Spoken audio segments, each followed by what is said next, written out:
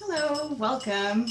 I think we can get started with today's event. My name is Marie-Christine Nidzi. I'm the president of Harvard Alumni for Mental Health, one of the organization co-hosting today's program on redefining success. And it's my great pleasure to introduce the two co-sponsors of our event before turning our attention to introducing the panelists for today's conversation. Harvard Alumni for Mental Health is a global nonprofit that was founded in 2014 and became a nonprofit in 2017. We now organize weekly events with the goal to promote awareness about mental health, lower the stigma around mental illness, and facilitate access to care around the world for our global community. And with us today is a representative of Dartmouth and the Tuck School, who is going to introduce our second sponsor for today. Hi, everybody. My name is Heather Law, and I am the Director of Alumni Career Services at Tuck. And we just want to let you know that for those of you who are Tuck students and alumni, we have plenty of resources that supports you through your lifelong journey. Please go to the MyTuck website for more information, and we are proud to partner on this event with you today. So thank you, Marie-Christine. Thank you for joining us, and thank you for opening this event to the Tuck alumni community, Heather. I will now turn to introducing our esteemed panelists.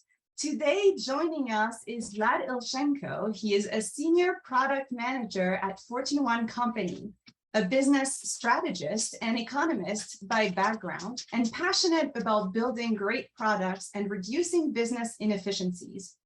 Previously, Vlad advised Fortune 500 companies on making data-informed decisions by providing location intelligence tailored to their customers' needs, recommended pricing tiers appropriate for target markets, and before that, he worked at the leading Ukrainian chemicals manufacturer and DuPont in strategy roles and founded a virtual fintech startup on the side. When not on the job, he loves hiking, perfecting his drumming skills with the band, and watching Grand Slam tournaments.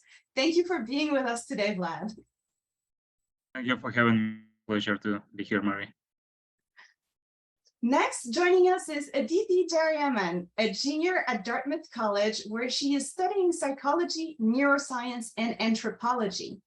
In addition to being a board member at Harvard Alumni for Mental Health, Aditi is also a research assistant at Dartmouth Psychological and Brain Sciences Department. She is currently working on a study that is investigating whether and to what degree memory impacts perception. In 2013, Aditi and her sister founded EdGift, a nonprofit organization dedicated to empowering young women in India and the US to become leaders in their communities.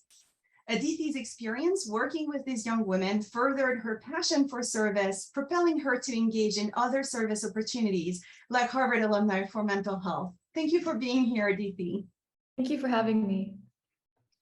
And finally, Michelle Kawamoto-Perry is the founder of the Forward Project, a consultancy specializing in leadership development and high-performing team strategies that support organizations to increase employee engagement, form more inclusive and collaborative cultures, drive growth, and accelerate their impact. She received her bachelor from Harvard University and an MBA from the KIT in Bordeaux, France. She's also an angel investor and is on the board of directors for the Academy Project. Additionally, Michelle is a member and collaborator to IDIF, building a center of innovation for DEI in finance. Thank you for being with us, Michelle. Thank you for having me. It's an honor and a pleasure to be here. I'm thrilled to have all of you around the table to discuss this topic of redefining success. And you all know, but I'll share with our audience today that this topic was inspired by our joint activities in both educating mental health and business capacities, where we heard throughout different phases of life how we sometimes bumped against a very, shall I say, stifling stereotype version of what success looked like, of how to assess it in ourselves, and perhaps how to give ourselves flexibility in defining ourselves, what success would look like, how we would measure it, and what it would mean to us. It sounded to all of our speakers today that it was important to foster a conversation in our communities around the fact that defining success is something that we could bring inside instead of taking the determination from an outside narrative in order to fuel our sense of competency and inform our self-judgment about success by a notion, a belief of success that was in line with our core values and would promote self-worth and have a positive impact on mental health. With this in mind, we decided that having a conversation around the notion of redefining success would be a great way to explore the different facets of this topic. I would like to thank all of you for joining me and turn to a first question, a first topic that we've discussed. I know I've come to you saying, hey, I'm teaching at UCLA, Dartmouth, and Harvard. I've got a lot of high achieving students who get very distraught when they don't get an A. And I suspect there's something more to this. I suspect they're already feeling the pressures of defining success from this external marker. What about their interior journey of personal growth, cultural connections on a diverse campus? How are they factoring that into their notion of success? And I think each of you are seeing in your different expertise the face that this openness to redefining success can take in different contexts. Aditi, I'd love to start with you and hear your thoughts about what you see around you when people are struggling with that question or opening it in their lives. Yeah, definitely. I think you really concisely said it in terms of like being on a college campus, surrounded by a lot of high achieving students who, their whole high school lives were, dedicated to getting that A, getting that 4.0 GPA. And that's the mindset become conditioned. And I myself was conditioned that way. Once you get the A, you get that temporary happiness and then you keep on chasing it. And at one point I realized that it was really, really impacting my mental health. It was harming me in so many different ways. And, I see it across this campus continuously in terms of, we see the A as a measurement as a gauge of our self-worth. And I think it's drilled into us within the education system, and it doesn't stop once you get to college. For some people it's worse, for some people it gets better. But that's something that I really do notice in myself. I've noticed myself, but also in a lot of my friends and students I've seen on this campus in terms of defining your self-worth, success in terms of your GPA. And there's like so many people try to get into easy class to avoid that, or people, there's cheating, there's so many different methods that people will go to get that A.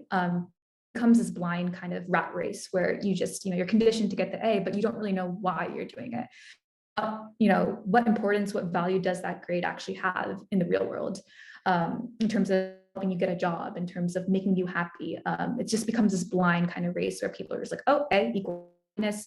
Okay, that's it. And not really, diving deeper into understanding, well, why does it give me happiness, or what else can give me happiness? Or does it even really give me happiness? Yeah, something I've noticed in my personal life, as well as my experiences as a college student. This idea of chasing, ticking the box, or perhaps outside of a campus experience, we might start calling it keeping up with the Joneses, right? Getting an outcome or getting an outside marker of success without always taking the time to reflect on what it means to you personally. What about you, Vlad? In your context, what has this discussion looked like? It's a great question, and I would second Aditi said, because that mindset may carry on to career and further in your professional life. For example, same concept. You want to get an A, you want to stand out of the crowd.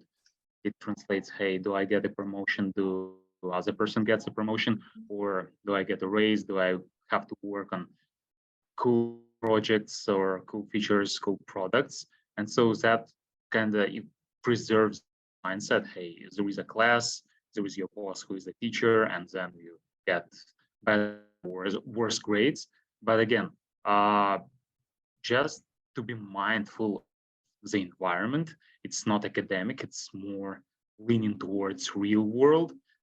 So what I mean is that, okay, of course, you have something in your control, you have skills, you have bound, you have your time and energy, you can invest, and hopefully they produce like a side outcome more than you invested, but there are a lot of factors outside your control. If you check out the news, Twitter, Salesforce, Google, Meta, they all had some hiccup on the way where they are putting hiring freeze or doing layoffs. So person could do awesome job in his or her role, but if there is something outside your control, like general economic externalities. So put in a broader lens to how you view your performance and your potential performance and what actually could be done in this situation. I think it's a good outside perspective to look at your skills, look at your success and definition of success from the side, instead of like, okay, I have everything in my control, and like it's not a binary decision, like if I fail then it's me, if I not fail then it's also me. It's you, but you have to measure the extent of the measure of your control. Is it like 10% of your control? Is it 90% of your control? So you can excuse if it's something was in your control and you failed. So that's maybe an unsuccessful attempt, but otherwise it's we all live in a more environment, not in a vacuum. So there are a lot of forces influencing our actions and our outcomes. Such a wise distinction here, Vlad. I know as a psychologist, we sometimes differentiate what's in our control, what's not, how we define our performance. Is it from the outside, and we would call that an external locus of control, or is it from a sense of self-worth that is fueled from the inside and is less dependent on exterior validation? That would be an internal locus of control, right? Do you take the responsibility for what is actually under your control and recognize the factors, the systemic factors, for instance, that may impact the recognition or the value that is placed on your performance, and doesn't have to determine the value and the growth that you see in your performance yourself, right? So distinguishing what's in your control, what's not, what's determined from the outside, what's determined from the inside. Thank you for sharing that insight. Michelle, what about in the corporate world? What about entrepreneurs facing that question of redefining success for themselves at a whole different level of their career achievement? Yeah, I think it's interesting in the corporate world. Certainly, it's all about this idea. Vlad really touched on this as well. This reaching to the top, whatever that happens to mean for you. So there's always, when I get to this level, or when I'm making this much money, or when I'm in this position, or when I have this power or influence, then I will be successful. And you talked about the outside and inside influences, and certainly there's this societal view that is what defines success. But really it's an illusion when you think about it, and it's not necessarily that is the only way.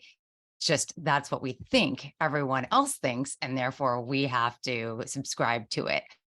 And it's this interesting hyperachiever almost mentality that is never really satisfied, and it just wants more and more and more, because it just to Adithi's point, once you get that A, that's great for the moment, and then it's just momentary, and then you're looking for the next one. How do I get that next one?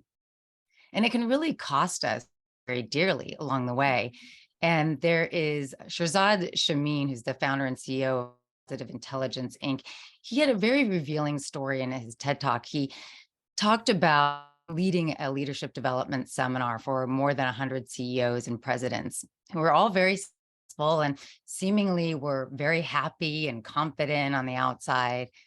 And he asked them to anonymously write down one secret that they would never share normally, right? Something that they've never shared about how they felt really inside. And some of the phrases that were said, things like, I'm terrified of failing as a leader in the business, or I'm rarely at peace with myself, or I fear dying at an early age from overwork and stress.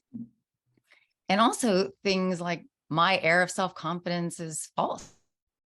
Right? I'm self-destructive and I don't know why, or I often feel like I'm not. So thinking of that imposter syndrome. And so one of the things that I find is interesting is that as you think about what that success is, also normalizing the fact that everyone is actually unsure of what this is what it's supposed to look like is.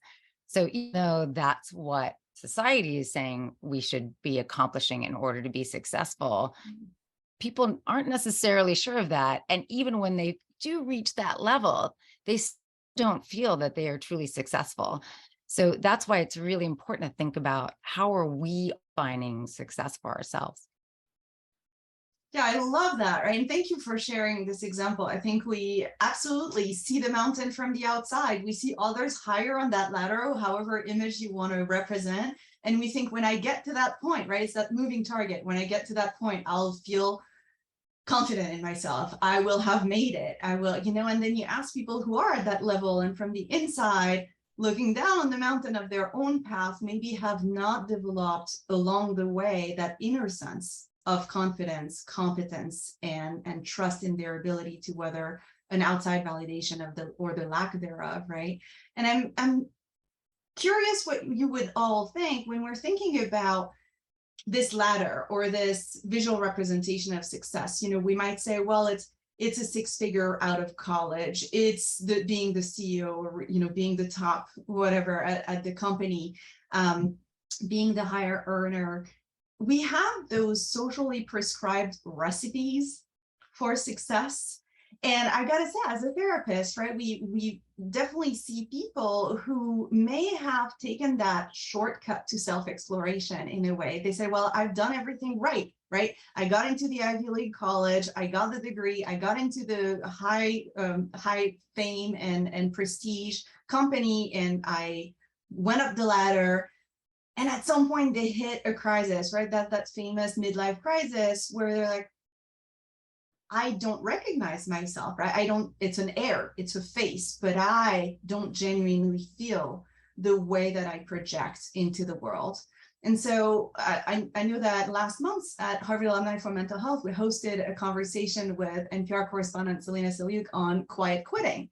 And one thing that came again and again was this idea that, especially in younger generations in the workplace, there is this search, this desire for authenticity, for feeling genuine in the success, and not just measuring it in a six-figure salary or in a title or a status. So I'm wondering if you can shed some light from your own perspectives. And Michelle, perhaps if you want to take it from there in terms of those recipes and those messages that we internalize about how we should achieve success and how that biases perhaps our experience.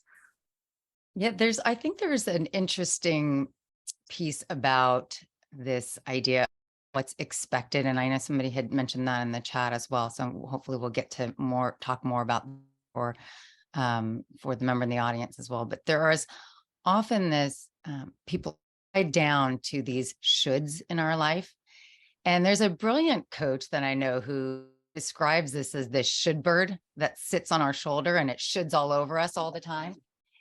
And I just think that's really brilliant because, right, it's thinking of, I should eat this and not eat that, or I should be better at delivering speeches, maybe, or I should be making, as you said, hefty six-figure salary like my classmates from graduate school, or I should be gunning for that vice president position, even at the expense of my personal life or even my health. And meanwhile, the only should we ought to be listening to is really, we should be that should bird off of our shoulder. And for me, that recipe of success really is focusing on those aspects of work that are both meaningful and energizing. It's about engaging in activities personally and professionally that best align with my values, that are important to me. So do they activate my curiosity? Curiosity is a big value of mine. Or does it add to the richness of my diverse experiences, perspectives, and relationships that I value? Will I be doing something that is positively impactful? So it's reflecting on the life that I really want, helps me to be more purposeful in the choices I make with regards to success. And I often think about, and I have this quote also always visible, but one of my favorite by authors Jim Kouzes and Barry Posner is, "The legacy you leave is the life you lead."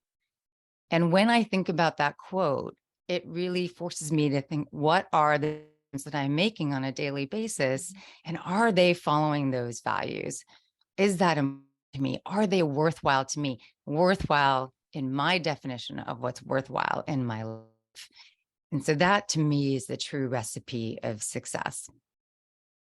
Thank you so much, Michelle. I'll try to highlight a few exercises perhaps that our audience can note and engage in later. And perhaps if you find yourself saying, oh, I have to, and you feel the burden already of the list of tasks that you're gearing up for the day, maybe that's an area where you can then pivot and ask some of the questions that Michelle was opening to just now.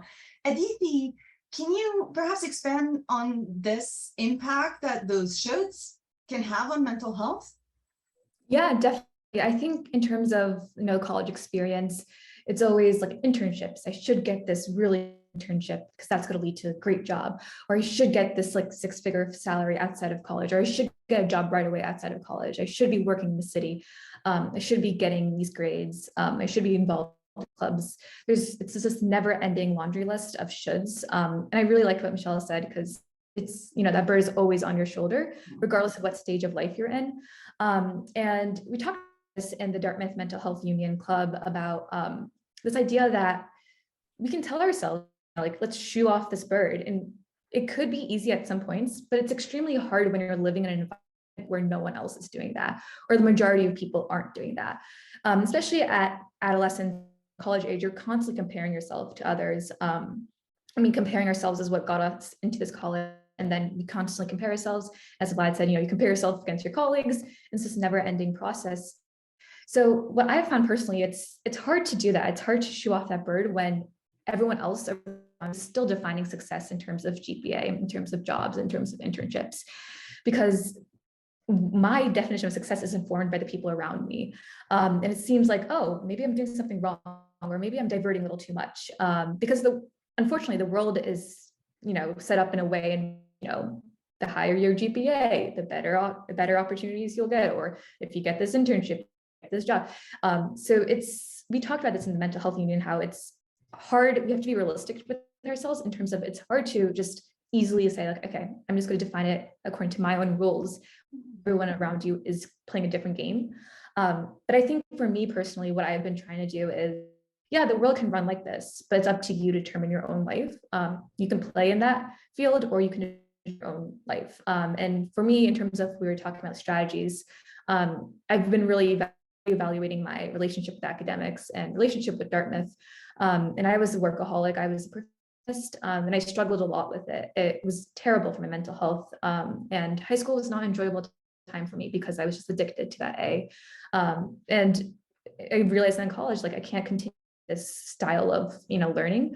And, I've started really evaluating it. And in terms of how I've improved, like every night, while I'm taking a shower, before I sleep, I make things that I'm grateful for. And what I've noticed is those 3 things have always been social relationships I've had with people, like conversations I had, or just running into a friend, or meeting someone new, or, learning about something about someone I've never known. Almost consistently, it's always social relationships. It's never, oh, like, I got that A in that class, or, oh, I really felt really good about that paper, or, like, oh, I was able to focus all throughout class. It was never those, because I realized things don't really bring me happiness. It's that temporary happiness, but what really makes me smile at the end of the day is that 5-minute conversation I had with someone. So yeah, a little tactic in terms of, reminding yourself of what actually does make you happy and grateful. Thank you, Aditi. Yeah, it's well documented, right? The strategy of listing things you're grateful for on a regular basis kind of help tune your attention towards positive things and towards fulfilling things in your life. Vlad, I know that our colleagues Vaya Lodi and Karen Knoop just had a presentation, a workshop on introducing mental health into the business school classroom. And I'm curious if you could also share your experience. Aditi was talking about comparisons to others. what is that like in a business school? We have a lot of tech alumni here. You know, what's that like in that environment? Yeah, that's a great question. Thank you, Marie-Christine.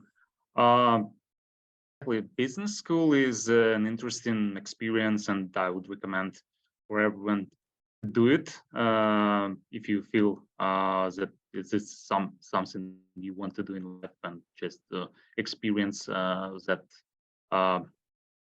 that moment when you don't work, when you worked before and then you take a break, don't work, go back to class, polish your skills, and then go back or switch careers. So that was the case for people recommend not to switch 3 things at a time in this profession and location. I changed all 3, so imposed pressure on myself, and the recipe for success, especially in the MBA environment, business school environment, is very relative because it's high competitive, high performance, very structured, and very bright group of people who are you surrounded with. And so one key thing to understand is that definition of success is very relative, right?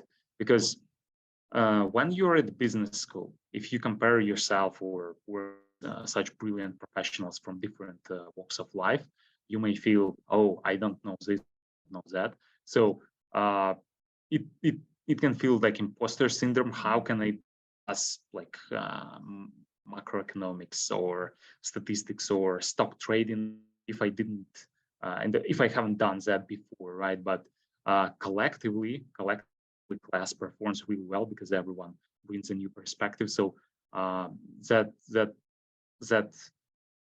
move from your success to collective success or contribution to everyone's success, I think, can be very fulfilling, and switch your mentality from me, myself, against as a person to us as a collective, like bringing everyone up, helping each other and supporting. So that would be a nice definition of success. But going back again to the personal story, location matters, right? So if I go back home, I'm a pretty successful person. I'm probably like 5% or top 10% of professionals in my hometown, right? Imagine yourself living on the Fifth Avenue in New York, right? You rent a nice studio in a very expensive apartment complex, but because you are strained on your salary or you rent the first floor, and then in the elevator you see couples or like wife sees another woman with jewelry and all that, and she felt bad because she may feel bad because, hey, I'm not making as much money compared to that person, and to that group, to that location, I feel like I am below average.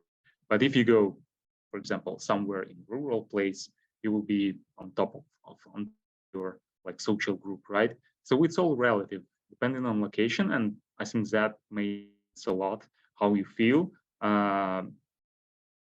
Again, and based the income around, like income people make around you, like compare your income, and that may feel unsuccessful. But again, if you change the perspective, do this mental exercise, hey, if I move there, if I just switch location or switch my social group, that will change in a moment. So so to summarize, to recap, success is not only personal, it can be collective. So having that perspective is important. And second one, location gives a relative definition of success, relative to which group or to which location are you defining success.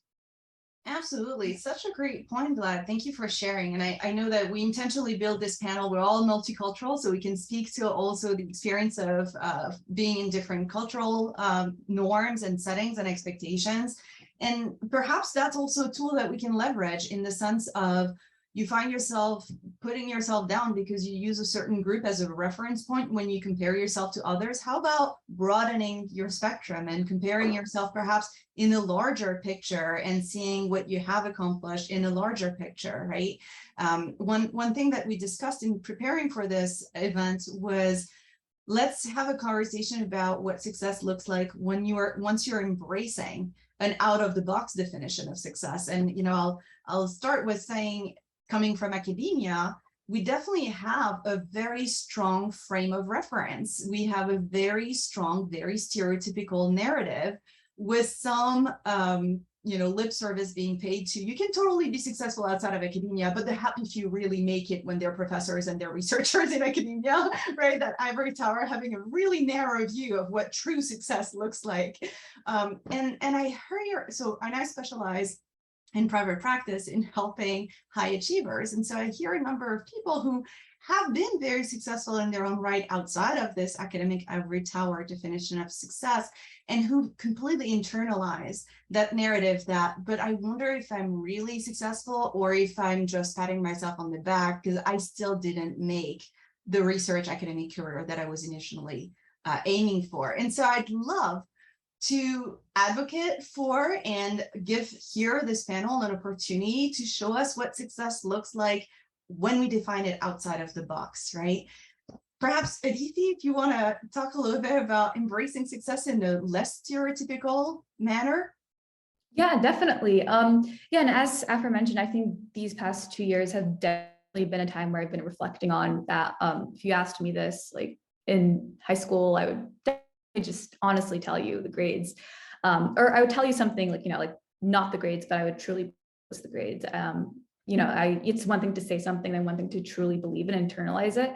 So these past 2 years, I've been trying to do the internalization of it. I've always been taught, you know, like the grades don't matter. They're not that important. You know, like success is being kind to others, finding that inner peace within yourself. And my parents would always joke with me. They would always be like, you know, we want you to get a C. We want you to fail so you realize it's not the end of the world.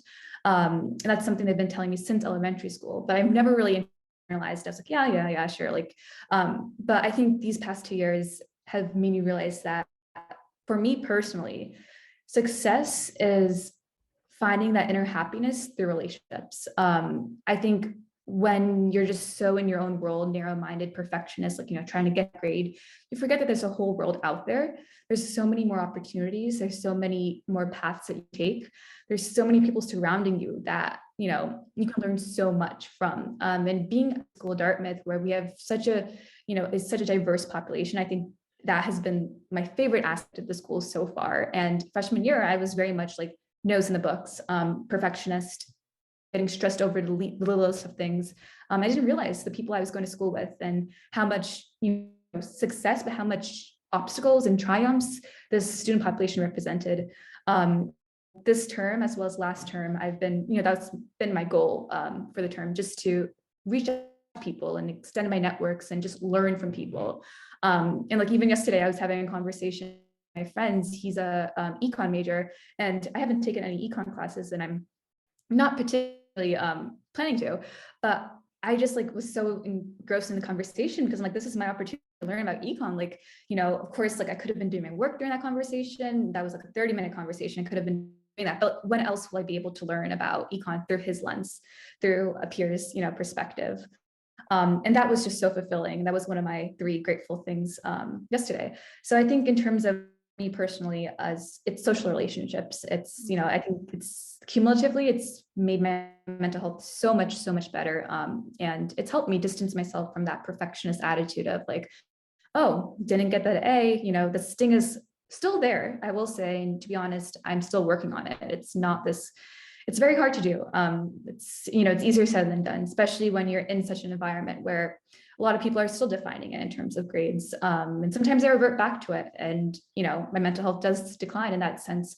But I think when I do remind myself, kind of like what Michelle was saying, like every day, just reminding myself that, or when I find myself going down that rabbit hole of perfectionism, and I remind myself just this huge burden that's lifted from my shoulders. And I've felt that these past year that I have never felt in my whole life, starting from like elementary school, because I've always been perfectionist. And I can honestly say my quality of life has gotten so much better, like by tenfold. And again, it's a process and it takes time, and I'm still very much in the process. And I take some steps backwards and some steps forwards here and there. But it's something that will definitely transform your life when you begin to define success on your own terms, not on other people's terms. Such inspiring message. Thank you, Aditi. And it's true, right? You're paying tribute to the fact that it is a process, that it's difficult to continue to invest into redefining success in your own terms. But what you stand to gain, a little bit earlier, we talked about this moving target. There's a quote that I really like, which is, you live your life the way you live your days. And this idea of like, oh, I'm going to struggle, it's the grind right now, but one day I'll get to be happy. Well, be mindful how many years of your life you end up doing that and projecting that happiness will be for tomorrow. And I guess there's another pernicious belief or scary thought that, yeah, I can prioritize my mental health, but then my performance is going to tank. I can't think outside of the box, but I'm no longer going to be committed to excellence. And so I'd love, Michelle, to give you the time to speak on how you can share your experience of having built a genuine success that fills in your sense of purpose and mission, brings the level of excellence, and disregards some of the prescribed recipe that you were given when you started. Yes, thank you for that. And I want to just make a note of what Christopher wrote in the chat with regards. I love this, all flourishing is mutual. One of the things that I often think about is, am I happy? Am I thriving? So that flourishing is really important, because at the end of the day, for me, it's also about, am I personally growing? So not just is the business growing, but what else is going on for myself personally? And so what's been great is to be able to grow a business that I love on my own terms. So there were things at the very beginning, like you have to be doing a lot of social media and you have to be up there all the time. And honestly, social media for me is quite draining, and it's just not something I'm interested in doing. And I just said, what is a better way for me to grow my business than that I actually enjoy? And I realized for me, it's all through people. And a lot of my work is obviously people. And it's really that idea of meeting people and networking. And that I really love. And in fact, that's how I ended up growing my business, was through that. And I love this idea about that it's collective success, because it's also about the success that I've had with the people who I work with, and even those who I've had referrals from, and you into referrals. So it is really about this collective success. And so a lot of it has really been me thinking about, who do I want to serve? What kind of impact do I want to have? Who do I want to work with? Because I also got this advice of sort of take what you can get when it comes your way. And what I realized is, you want to be really careful if you're building your business about who are the people that you are associating yourself with, who are the people that you are working with, because that is really going to change the dynamics of how you feel and also how you grow your business. So that became something that was really important for me. I also want to make sure that I am continually learning and growing. I always say when I'm facilitating sessions that I'm learning as much, and even I was teaching as well, I'm also learning from you, from the students. And so think this really as a mutual learning and growing experience. So I always want to make sure that whatever I'm doing, that's part of it. And saying yes, honestly, to things that may have been a bit intimidating or scary, which really goes against this perfectionist strain where you kind of want to do things that you're going to be really good at. And what I realized is really testing myself, challenging myself to go outside of comfort zone has been tremendous. And that's really another way that my business has grown tremendously. And the funny thing is that all of those things we talked about earlier, right? The money and maybe it's the clients and whatever, interestingly enough, seems to come naturally when you're actually doing those things you really love and connecting with the people that you really feel like there's a good, true, authentic connection and that you trust. So all of that sort of fun comes into place. But instead of going that first, if you can actually go for what actually makes you happy, what actually makes you flourish or thrive, then the rest sort of starts to fall into place. At least that's what I found. And I continue to discover what really energizes me, what drives me, and also learn what drains me and what's a drag on me, so that I know what I can cut out and what I really want to focus That's fantastic. And it's a great segue at this time in our conversation to move towards our next topic, which is what's a better metric then? If we don't try to keep up with the Joneses, if we don't index it on our salary, on our title, on scaling up the business and opening new and new centers and, you know, growing and growing in this measurable way, what are better metrics? So I feel like, Michelle, you're on a roll. I'll give you the mic there and then we'll circle back to our other panelists. I honestly, for myself, again, it goes back to following my values, my core values. So am I living on purpose? Am I having an impact? Because that's really important for me. That's part of what makes it meaningful. And also, what is that legacy that I'm leaving?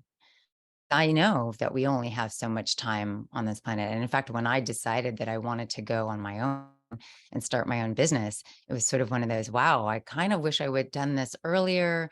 And at the same time realized I actually did it at the perfect time because everything I had done before was helping me to build to this particular point. So I think really it's, again, thinking back to your core values, not just about like, what are you good at, but really what's important to you. And if you actually can say that, yes, I am actually following this, this is actually something that my goals based on my values and my own leadership philosophy, I'm actually fulfilling that, then I think that's really the metric of success. So looking at what is that impact then that I'm making that I want to do? What is, you know, how am I providing more meaning? That to me is really how you would measure it, if you will. And you'll feel it, right? It's what you were addressing just on the point before when you said, I note at the end of every day what energized me and what drained me during the day. So I can start phasing out some of the things that are more draining and investing more of myself in the things that are energizing, right? Rooting your choices in who you are and noting too, by the way, for our audience, that who you are, what you value and what is energizing and rewarding to you can shift and vary throughout your lifetime, and to allow yourself to check in periodically. Maybe the job that you started out of college is no longer aligned with your priorities, to allow that check-in and that adjustment. Aditi, what about you? What does that look like when we go in this direction? What's a better metric to success? Yeah, I think that's a real question because I myself am still trying to figure that out. And it changes day by day, week by week. I think right now for me, how I define success is the little things, the little moments throughout the day that just make me stop and smile. And what I've been trying to do really is, like, if I had a conversation with someone that was just really enriching, instead of just going to the next thing, like class or, you know, like going to do that assignment, I just stop and like I reflect. I'm like, wow, that was just really amazing and enriching and meaningful. And I reflect on, why did that make me happy? And I just kind of like stay in that moment for a little bit, just for a few seconds, just to kind of really take that in, because that moment will not happen ever again. But that was a moment that made me smile and made me feel that inner peace inside. So that's how I'm defining success right now, by the little moments. And there's several quotes about the idea, like, it's little moments in life that make you happy. And, it's the process, not the end goal. And I think I really like the quote about, how you live your life is defined by how you live, because I think that's something I've definitely been trying to internalize. So just the small things, whether that's like someone opening the door for you and asking you how your day is, or, a friend reaching out to you to make sure you're okay, or just meeting someone new, or, talking to a person at the register. Like, that's something I think that I've been defining success by, because when you see life through those little glimpses, it makes all the overarching bigger goals seem less intense. And you place less importance on them because you found happiness throughout those small things. And happiness is happiness at the end of the day. It doesn't matter where the happiness comes from. So if just someone holding the door for you brings you this immense happiness, that's honestly more valuable than the happiness you're trying to chase by, getting that job position or getting that grade. It's, you can find happiness in such small things, but I think those are the most beautiful things in life. So yeah, that's something I'm trying to internalize and be better at. So yeah. And I think you're touching upon that notion of being present, right? Being mindfully present in the moment. And we've talked a lot about that rat race, the idea of going to the next level, the next promotion, the next title, the next clients, the next scaling up of the business, the next grade. when you actually open that space of a breath for itself, of enjoying, smelling the roses, as we say, right? Pause and really take it in that that's a gorgeous light today. Those small things, I think, have value because they help us ground ourselves in the present and make us appreciate that moment more so than as a commute to the next goal. Each moment is more than what it leads you to. And I think that's what you were touching upon, Aditi, here. Vlad, what about you? I'm curious if you can speak a little bit about what's a better metric for you when our audience is thinking, okay, how do I measure success then? Yeah, great question, Marie Christine. And I think it ties what Aditi said in terms of mindfulness and self-awareness. We as human beings are pretty bad at managing randomness in the world. We are pretty bad at evaluating probabilities. So I would say something probably controversial. Success is pretty much random. If you take statistics, yes, of course, 1 of a million people will become a billionaire. 1 of a billion people will be successful anyway, just because it's a numbers game. Let's do this thought experiment. If you take like infinite number of monkeys and put them at the infinite number of typewriters and give them infinite amount of time, there is a probability that 1 monkey will produce Iliad, the great masterpiece of Homer, right? There is a probability, right? Just because the letters will follow that way. So it's pretty random. So can you call it a success? Yes, probably. But if you take like 5 monkeys, put them on the typewriters and give them an hour, and then one produces Iliad, oh, that's probably like well-defined success, because yes, that was more or less constrained experiment. So what I'm saying is, like, it's hard to come up with metric on a well and very experimental and like measurable fashion. But I would say that, at least personally, I measure success in terms of, like, you can call it influence or leadership, but it's number of people whom I mentored or helped or supported, because I'm strong believer that everyone has like unique skills, backgrounds, and knowledge which can be shared and which would be interesting to other person. So, and it can positive change in life, and if that ripple effect continues, that would be success. Like, you will do a small effort and then it will translate into a huge wave along the way. So that would be a collective success. That would be a compounded success of not only you, but a whole group of people. Thank you for this aspect. I want to move us along so we have perhaps time for a couple of questions, but I'll share in the chat the link to our mentorship network, because what Vlad just said is very much echoed in our communities, and we have alumni who are eager to serve as mentors for younger students and alumni joining after graduation. So here's a link if you want to connect with someone to help you explore and engage in those meaningful conversations. I'd love to leave our audience with a last round of questions for our panelists today, which is, give us some concrete takeaways, give us some resources that help you connect with a more genuine and fulfilling and beneficial for your mental health notion of success. Michelle, do you want to get us started?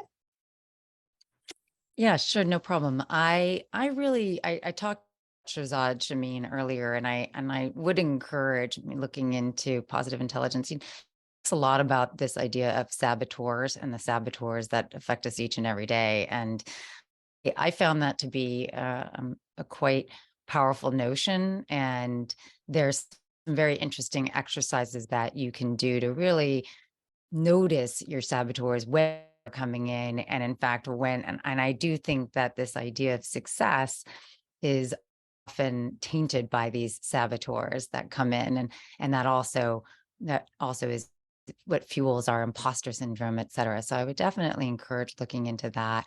I think also thinking there are some books on really doing some good reflection. There is a book by Warren Berger, which is the Book of Beautiful Questions, and there's nice self-reflection questions in there as well. I think you can also just look up self-reflection questions online. There are plenty of resources. I do think that asking questions And contemplating in that way and being reflective really helps to open you up to see perhaps are there other ways. And I don't mean by yes, no questions, right? I mean open-ended questions, and really taking that time really helps. And finally, doing some value exercises, really get to know what are the values that are most important to you, because that's really your values at the end of the day are your guide, right? It's your compass in life. And so if you can be really in touch with your values, define what those values, what do they mean to you, and really look at, are you living those values? And I don't mean 30 or 40, we all have plenty of values, but what are your top 3 to 5? If you really need to have 10, you can, but what are those top values for you? So you can actually look at in your daily routine, am I living by these values? Because this is what ultimately is going to make me feel more congruent, going to make me feel happier if I'm actually doing so. Thank you, Michelle. Great takeaways. Aditi, you mentioned this exercise of the 3 things listed every night or every day that you're grateful for. What are your other go-to strategies? Yeah, I think for me, one thing that I've learned over the past years is asking yourself, so what? So, okay, I didn't get that A, so what? Okay, I didn't get that internship, so what? Well, does that mean I'm not going to get the job? Well, so what? And if you keep on asking yourself that, I think what Michelle was saying, you start to reflect on like, well, what am I actually losing on? Am I actually losing anything? And I think in terms of, I was asking myself this, like 2 weeks ago when I got, a grade I didn't expect. And I was sitting there in class, I was like, so what? Like, so I didn't get this grade, so what? And I felt this like kind of like liberation, like this feeling of like inner peace kind of just descending through my body. Cause I was actually excited to, have that pressure off myself by asking, so what? When you keep on asking yourself, well, so what if I don't get this 6-figure salary? So what am I chasing? Why am I doing this? Will I actually be that miserable? Will I be miserable to begin with? Or actually will I be even happier? And that's something that I realized, like, as I was sitting there in class, I'm like, I'm actually happier, that I didn't get this A, I didn't get that grade that I wanted, because it was just so liberating. I was like, it's not the end of the world. It's, you just keep on asking yourself, so what? When your brain starts to go in that rumination of like, oh, well, this and that, and I won't get this job, and then I won't get this, and then people are not going to think I'm successful. You just say, so and you realize that's honestly not the end of the world. And we're attaching significance to things that really are superficial. Thank you, Aditi. I know the question of finding your purpose always seems daunting and is a very abstract question. Asking yourself, so what, when what you were seeking is denied, is an excellent way to get to it in an indirect fashion. You might end up discovering a goal and a purpose there. What about you, Vlad, to finish our round of concrete takeaways there? Yeah, thank you, Mark. 3 concrete takeaways. One is self-reflection. You can do it for 5 minutes in the morning, 5 during midday, and before you go to sleep. Just check yourself, like what has been done, what you are doing, and what you plan to do. And the next one is checking for biases. Biases can be conscious, unconscious. So really understanding how you make decisions, where you have like inertia your decision making, and where you take effort to evaluate as possible. So at least recognizing what biases may be influencing for your decisions important. And the last one, the book I would recommend, written by Nassim Taleb, Fooled by Randomness. It takes your emotion under control and presents that that quantitative aspect to your decision making, to self-awareness, to checking for biases. So looking into stats, looking into various quantitative methods which help you quantify, like, are you doing good, and are this the best decisions you could possibly make. Thank you so much. There's 2 points that came up in private messages or questions from the audience that I'd like to give us a chance to address. One was, how to deal with the fear of missing on opportunities when you turn something down because deep down you know it's not going to be good for you, but everything tells you you should want this, and that's what would success look like, and you're conflicted about that. I'm wondering if somebody in our panel wants to address that conflict. Michelle? I would just say for myself, that's happened quite a bit, right? Where there are certain opportunities that have been presented to me. And what I realized is, yes, these are great opportunities. They aren't quite the right opportunities for me. They don't fit those values, or they don't fit my goals, and they don't quite align. And I also realized, and yes, part of it is a leap of faith. Part of it is also kind of a knowing that if I don't take that, I will leave space for something else. And in fact, every time I've done that, I will tell you, in a couple of days, sometimes it would even the next day, another opportunity that was a better fit came up. And so it was really about realizing that there are a lot of opportunities. So we don't focus on this one, and realize that if we say no to something else, one thing, right, it can open the door to something else. Thank you so much. I will take the opportunity as we're nearing the end of today's event to launch the satisfaction survey. Your feedback is very helpful to us in helping us design future events. So please, if you have a moment to answer the 2-question survey on your screen while we continue to go through for another minute or so some questions that have come up. One was to go back towards comparison, right? You compare yourself to others. You're wondering how to measure your success up to others. And it was a story that reminded me of that question by a professor who said, you know what, I left academia and I opened my private practice, and I've never looked back because I got the house I wanted, I got the leisure and the spare time that I wanted, I got the meaningful engagement and the service to the community that I wanted. And yet, when I hear back from some students, they're like, but are you just deluding yourself? Are you really? And she said, you know what gave me the answer is I was no longer comparing myself. That question of, am I successful, did no longer make such an impact. It was no longer preoccupying her. And I took that, somebody was saying, how do I deal with comparison? Perhaps a productive way to deal with that reflex when you find yourself comparing yourself to others is to take it as a signal of maybe you're currently not fully aligned with something that is purposeful and meaningful to you.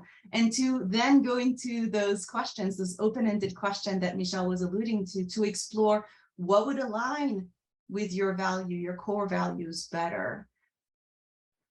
I'm wondering if anyone in the audience wants to unmute for a final question to the audience before we get to thank our speakers for today's conversation. I know we didn't get to all of your questions, so hopefully we gave you food for thoughts. And as a former philosophy professor, if you end today with more questions that you entered, this is success for us. All right, well then I would love to thank our panel, thank our co-sponsors. A big thank you to all of you for joining us today. We've all benefited from your insight and thoughts on redefining success. For our audience members, we'd love to know what you think, and we'd love to continue to engage with you if you've enjoyed today's panel. So I know Heather kindly put some links in the chat if you want to be in touch. Join either of the 2 organizations that are co-sponsoring for today's event. Thank you again to our fantastic panelists, and to all of you, be creative, be authentic, and embrace redefining your own success. Thank you. Thank you, everyone. Thank you.